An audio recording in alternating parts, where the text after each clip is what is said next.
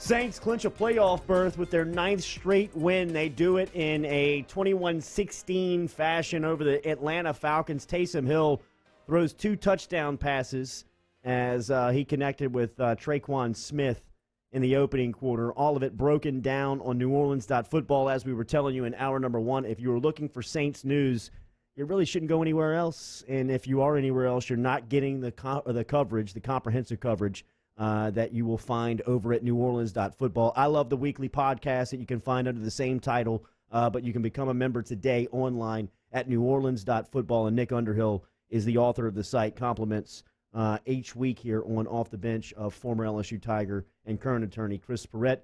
Nick, good morning. How are you? Hey, I'm doing well. How are you guys doing? Doing okay. What'd you make of Taysom Hill's performance on Sunday? You know, I hope he gets to play a few more games because there's still a lot of unanswered questions, I think. You know, and that's not really a knock on him. It's just kind of the games that he's played in. And, you know, I think the Denver game wasn't great. I guess you excuse it a little bit just because of the circumstances. But, I mean, there were things in that game that he definitely could have done better. And then, you know, in this game, I thought he threw the ball well and he looked good. But a lot of this stuff, it was really well schemed by Sean Payton. And I don't know that we've seen him in a game where, you know, everything is not perfect. I guess Denver would be that game, but, you know, we're kind of pushing it aside because of how weird it was. But, you know, I'd like to see more situations for him where things aren't perfect and he has to find a way to make a play. And, you know, that's kind of what it comes down to in the playoffs every year. Everybody takes everything away, and then it comes down to your quarterback. And that's the thing we don't know about him. And if Breeze comes back against Philly, or if it's Kansas City, you know, I don't think that Philly game is going to be the test if Taysom's in there. It's just this is going to end without really knowing. And I think he's doing the things he needs to do as a passer in the situations. But if you do go through, you break down the game, you know, he was great on third downs, but they kind of figured out a way to beat their prevent defense with these out routes and, you know, sending another vertical route up next to it to occupy the players and kind of get that space. And look, he's seeing it. He's making those throws, but he's making the throws he's supposed to make. I just haven't seen him make enough throws that he isn't supposed to make. I haven't seen him in a 2-minute situation. So I think there's reasons to be encouraged, but I think if this is the end of the Taysom Hill thing, you know, I'm going into the offseason, and if you guys ask me about this, you know, heading into the next camp, it's just, you know, it's a maybe. It's still a maybe for me. I don't know one way or the other yet. Saints heading into Philly this Sunday for a 3:25 kickoff. You can catch Nick Underhill on Twitter at Nick_Underhill and read his work at NewOrleans.football. Saints are 8-0 over the last 2 years without Breeze. How many answers are there to why? I think one, probably the head coach. And look, they've done the greatest job ever of selling the lie that individual players don't matter, because it just seems like anybody goes out and they find a way to win and it's not a big deal. We know that's not true because you can go back a couple of years ago to, you know, that 2014, 15, 16 window where they had one player at quarterback and really nobody else.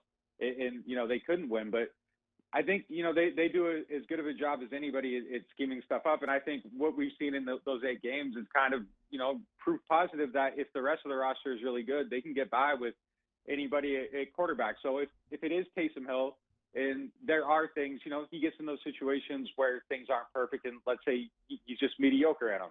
I still think that that's a team, if they keep everything together that they have now and they stay healthy in 2021 and Taysom's the quarterback, you could probably still win 10 games with him. You know, the way the schedule is, as good as these coaches are, I think they can find a way to do it. It's just, you know, it would be those games where everything breaks down, and that's where I don't know if coaching can overcome everything, because in the playoffs, everybody figures everything out. So, you know, I think Sean's the reason for that. I think with Pittsburgh losing a game, I think that should put him at the very top of the list for Coach of the Year. I think Tomlin, you know, if you go 16-0, you have to get it by default, but I don't really see anybody else that's more deserving. I'm sure the voters will talk themselves into voting for some new coach or, you know, Stefanski in Cleveland or somebody else. And, you know, there's decent candidates, but, you know, Sean Payton's undefeated without his starting quarterback. They're at the top of the NFC, and Drew Brees and Michael Thomas have played, I think, 2 games together this year. And this is where they're at. And I just don't think people should overthink it because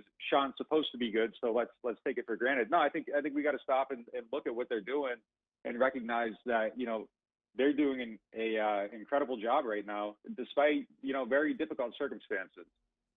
We're talking to Nick Underhill at NewOrleans.football. NewOrleans.football is a great site. Trust me, I go there for all my Saints coverage. Nick is the best.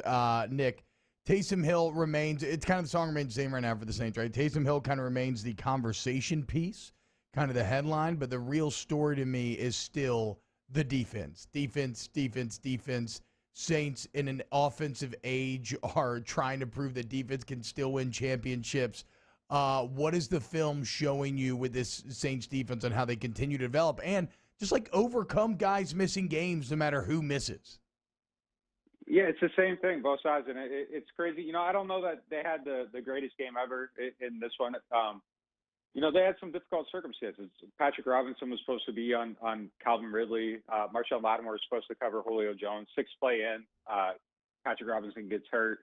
Marshawn has to move over to Ridley, and now you got P.J. Williams on Julio Jones, and both those guys gave up about 100 yards, but Marshawn studied for one test, and then he showed up to take it, and they gave him a different test. And, I think he did okay considering the circumstances, and P.J. Williams did okay considering his circumstances. But, I think the thing that stood out in this game for me was just that they started adding to what they're doing. And I think early in the year, they were trying to play a lot of coverages, cover 1, cover 2, cover 3, cover 4, cover 6. Like, they were doing everything.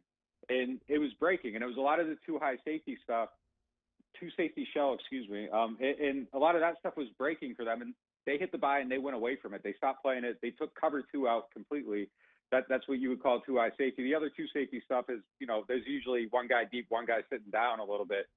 So they took that stuff out and started playing more single high with a little bit of cover 4 mixed in, and that's how they got organized and they started playing really well. And then in this game, it's the whole complement of coverages again. And what that does is you're showing 2 safeties and you might be playing man defense. And, when you show 2, it's usually zone, but they play a man look out of it. And then there's these other coverages, the cover 4, it's like a horizontal split across the field, 4 quadrants.